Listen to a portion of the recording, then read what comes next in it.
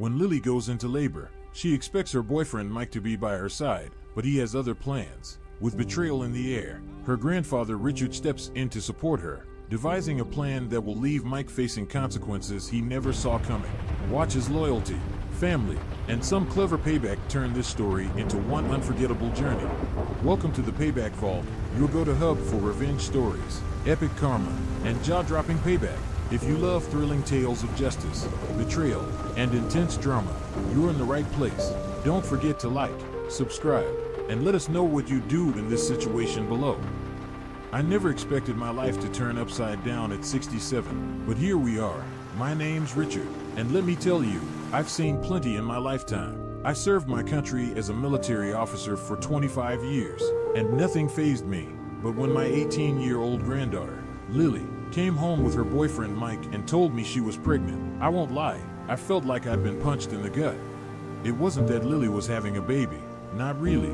My wife, Sarah, and I had raised her since she was a baby herself, after our daughter Emily died giving birth. From the moment Lily came into our lives, we were committed to giving her everything. She was our miracle, a little light that kept us going after Emily's passing. So, we supported her dreams, encouraged her every step, and tried to give her a life full of stability and love. But as she got older, it became clear she was a lot like her mother, spirited, passionate, and willing to see the best in anyone, including her boyfriend, Mike.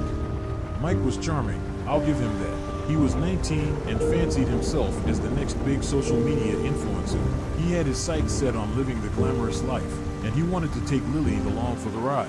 Trouble was, he didn't have a steady job or any real source of income, but Lily was head over heels, completely sold on his potential. Despite every red flag waving in our faces, she believed he'd come through for her. Now, as a military man, I was all about discipline and responsibility, and I could see Mike had neither. Still, Lily was determined to be with him, and I wasn't about to leave her without support. So, I did something I never thought I'd do. I offered Mike a job at my security company. Maybe if he got a taste of real work, he'd step up. He accepted right away, acting grateful, but then surprised me by asking if I could give his parents jobs, too. They were apparently struggling and couldn't hold down steady work. My gut told me this was trouble, but Lily's hopeful expression made me give in. So, I hired his parents, too, thinking that maybe if they all had some structure, they'd settle down. At first, things went smoothly. Mike showed up on time, and he put in the effort. His parents were polite enough, too. But then, slowly, cracks began to show. Mike started asking for work advances, claiming he needed money for content investments for his influencer career. He also had a company credit card that he started using more and more, but not for anything work-related. I was noticing charges for things that didn't make sense, like luxury items and electronics. I tried to brush it off, thinking he was just getting settled in, but soon enough, his absences grew longer and more frequent. One night, he and Lily came over for dinner. Lily was glowing, her belly showing now, and she looked happier than ever. I wanted to bring up the credit card situation, but with Lily there, I held back. I didn't want to embarrass her, so I told myself I'd handle it the next day. Then, the call came. Around midnight, my phone rang. It was Lily, her voice shaky and urgent. "Grandpa, I think I'm going into labor," she said, trying to stay calm. Sarah and I jumped into action, grabbing the hospital bag we'd packed weeks ago. We got Lily into the car and sped to the hospital. As we arrived, Lily was breathing through contractions. I saw her texting Mike, telling him what was happening, but he didn't respond. We sat with her, waiting. Hours passed, and still, there was no sign of him. By now, Lily was starting to look worried. I didn't want her to stress, so I gently offered, "Let me call him.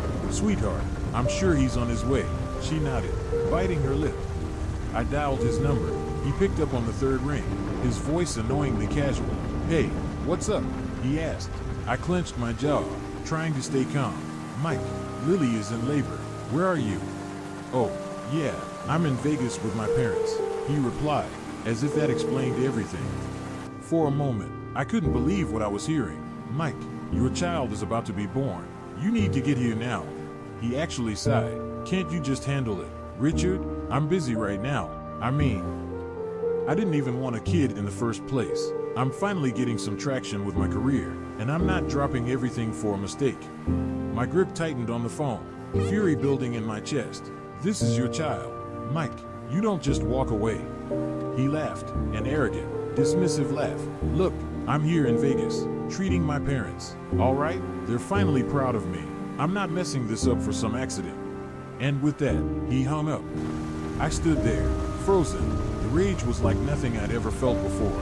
He'd left Lily, alone, in labor for a Vegas vacation. I could hardly believe it, but I knew one thing. He wasn't getting away with this. I walked outside, took a deep breath, and called my bank. Cancel the company card, immediately, and freeze every account that kid has access to. I instructed, but that was only the beginning. Back at the office, I spent the next few hours combing through company records. I needed to know just how deep his betrayal went, and as I dug, I uncovered the worst of it. Mike had actually opened a second company credit card, unauthorized, and used it to fund his little influencer brand. He'd been living large on my dime, buying luxury items, electronics, fancy clothes, all in the name of building his career. He'd even funneled some of this money to his parents. It was a blatant slap in the face. I felt my stomach turn. Here I was, trying to support my granddaughter and her boyfriend, and he was treating us like an ATM. Enough was enough. That night, I filed the paperwork to terminate him and his parents, but I didn't stop there. I reported him for fraud and unauthorized spending, which would follow him like a shadow and likely ruin any chance he'd have for legitimate work in the future. The next day, as I returned to the hospital, I felt a strange calm settle over me. My actions were set in motion. I was ready to be there for Lily as she faced what came next. She deserved to know what her so-called partner had done. When I stepped into her room, she was holding her beautiful baby girl, her eyes full of wonder and love. She looked up at me, beaming, but I could see the question in her eyes. Where's Mike? Did he come? I sat beside her and took a deep breath. Sweetheart, I need to tell you the truth. Mike, he's not coming. Her face fell, and she looked down at her daughter. A few tears slipped down her cheeks, but she held her baby close, a resolve building in her eyes. Then I don't want him near us, she said softly. I'll raise her on my own. I wrapped my arms around her, whispering, we're here for you, whatever you need. And at that moment, I promised her that we'd make it through this without him. But little did she know, I had more plans for Mike. He thought he could just walk away. He had no idea what was coming. What do you think Grandpa Richard will do next? Comment your predictions below. Seeing Lily hold her daughter, her face set with determination, broke my heart and made me proud all at once. She'd been through so much, and Mike's betrayal was the last thing she deserved. But if he thought he could leave her to handle everything alone while he was off partying, he had another thing coming. I had a few more moves in store for him. The day after Lily brought her daughter into the world, she made a brave decision. Grandpa, she said, her voice steady despite her exhaustion, I want to cut ties with him completely. I don't want his last name attached to either of us. Can we make it official? Absolutely, I replied. We'll take every step needed to protect you and your daughter. We began the paperwork to legally change her name and the baby's. I knew this was Lily's way of claiming her independence, of showing that Mike had no place in their lives. As I watched her regain her strength and resilience, I felt a strange calm settle in. Lily was moving forward, and so was I, with the rest of my plan to make sure Mike faced the consequences of his actions. The next phase of payback. It didn't take long for word to spread about Mike's unauthorized spending. My report to the authorities flagged him for fraud, and I made sure every professional in his network knew what he'd done. I posted a thorough warning online, alerting his contacts to his irresponsible actions and tagging a few influential figures he'd been trying to network with. It wasn't long before I got confirmation that he was starting to face the fallout. One of his contacts messaged me directly, thanking me for the warning and saying, "We don't need people like him in this industry." I knew then that I'd cut off any chances he might have had to succeed on the influencer path he'd been so obsessed with. Meanwhile, Mike was stranded in Vegas, without the company credit card or any real funds. He was quickly running out of options. He tried reaching out to Lily, but she blocked him, and I made sure he had no way to reach her or our family. His friends in Vegas, who'd been happy to party with him when he was footing the bill, quickly turned their backs on him when they realized he was broke. Lily's new beginning. As Mike's life was falling apart, Lily's was just beginning to blossom. After a few weeks, she approached Sarah and me with an idea. I want to start a business, something small, she said, her face lighting up. I've always loved making handmade baby items, blankets, clothes, toys. I want to do something meaningful for me and my daughter. We supported her every step of the way. I helped her set up a website, and Sarah spent hours crafting and sewing with her. To our surprise, her small business took off. Orders began pouring in from across the country, and every package she sent out felt like a small victory. Seeing her find purpose and strength in her new role as a mother made all the chaos worth it. She was determined to build a stable, happy life for her daughter, a life free from Mike's influence.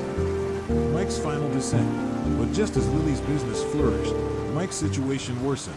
My warning post online had spread like wildfire. Every potential employer or sponsor he tried to approach blocked him, and his former contacts in the influencer world stopped answering his calls. Soon enough, he was left alone in Vegas, facing the reality he'd created. One day, while I was helping Lily pack another order, she received a message from an unknown number.